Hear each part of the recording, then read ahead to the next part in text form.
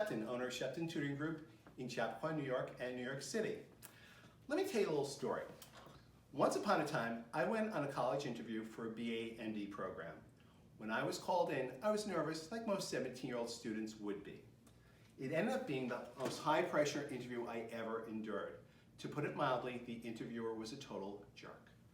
The interview was going from bad to worse.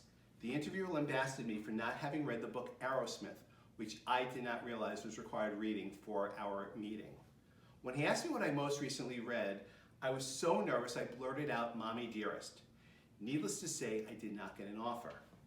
In retrospect, there was no reason for his cruelty. I think today, if this had happened, my parents would have complained vociferously, and rightfully so. For almost 30 years, I interviewed and trained interviewers for my alma mater. I told the interviewers to make the interview enjoyable and interactive. However, I did expect the interviewee to come prepared to talk about the school. So before you go on your college interview, I've got a few suggestions and tips for you. First, if the interview is live, which it won't be in 2021, dress nicely. For boys, wear a collared shirt and a pair of chino pants. For girls, something along the same line. The first question from the interviewer tends to be something like, "Tell me about yourself." Have something prepared. Plan to speak for no more than 60 to 90 seconds about yourself. The response to why our college should include some information about what made you apply to that school, what you learned during your information session, and what you learned when you read about the school on the website. Be prepared to talk about what you want to study. It's okay if you don't know exactly what you want to study, but talk about how excited you are to learn all new things when you get to college. Not sure how to respond to a question? That's perfectly fine.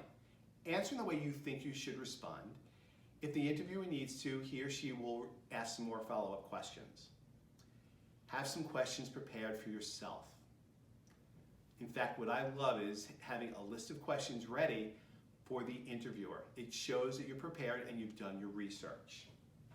At the end of the interviewer, thank your interviewer and be sure to get his or her email address. Within a day or two, please follow up with a thank you note. Just saying, "Our conversation was great, I enjoyed meeting with you," short and sweet. You'll be doing something that 95% of your peers do not do.